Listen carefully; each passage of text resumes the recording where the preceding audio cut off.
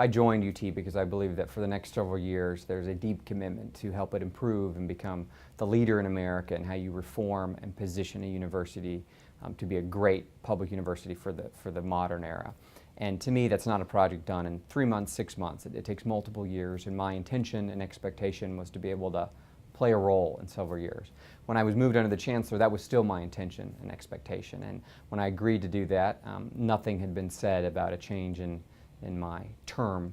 I was later informed that my term would be ending in August, and I think that was just a move by them to deal with the fact that they were, you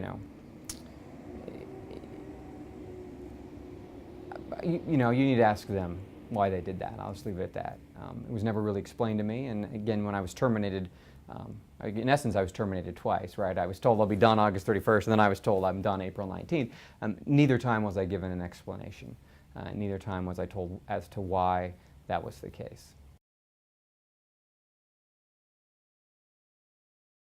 The universities made clear that it was not for performance because they provided me a statement to the effect that my performance was of the highest quality and I acted with integrity.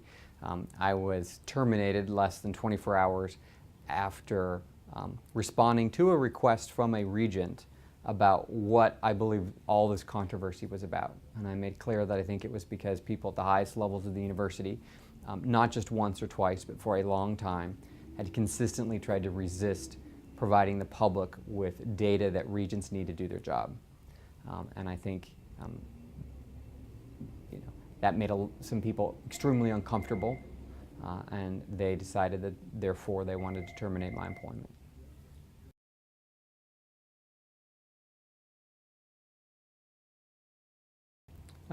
No, I think universities, a public university is a state agency that traditionally has sovereign immunity and can be sued for very few things. But one thing that that no state agency can do is violate someone's civil rights. And in my case, I spoke up at the request of a regent and spoke what I believe is the truth and spoke truth to power.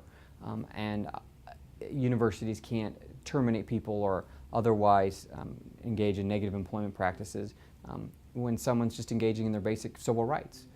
And I think we had a very strong and compelling case to be made that any jury would agree with that I was terminated for free speech.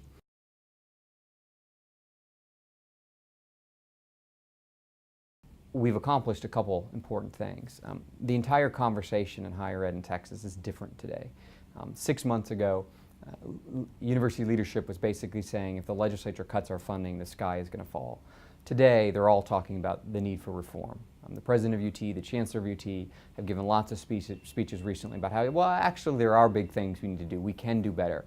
So we have shifted to the debate from all we need is more money to the things that really matter, which is how do we serve students, how do we serve parents, and how do we serve the taxpayers.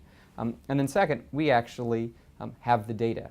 Right? UT is one of only 2 universities in the country to actually now share the data, and that level of transparency and letting the sun shine in on what's really going on the campus is, I think, a monumental achievement in the road toward making our universities more accountable to students and taxpayers.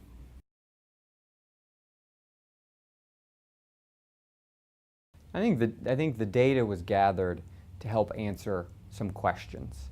And the questions were questions around, what are the teaching loads? How do students evaluate the level of teaching? How much does it cost us to teach a student a course?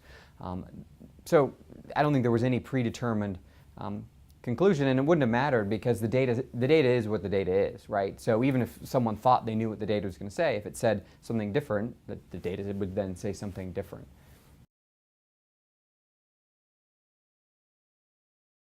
Again, all's fair in love and war, right? And the people who wanted to be left alone and didn't like the fact that there were regents and some of the regents had hired who were beginning to ask tough questions, I think they, as part of their strategy, tried to make it very difficult for people to come to the defense. And it's not really about me, right? It's about do the regents have the right and even the responsibility to govern their own institution? And that's a fundamental debate in higher ed. Who's in charge? Right? Is it the administration, the faculty they represent? Is it the legislature, or is it the regents? And that's really what this battle was about. I became a proxy for it, And that's just the way these things go. Well, I'm going to do what I've always done, right? I am a champion for students. I'm a champion for the taxpayer. And that's what my career has been about. I'm going to continue to do that.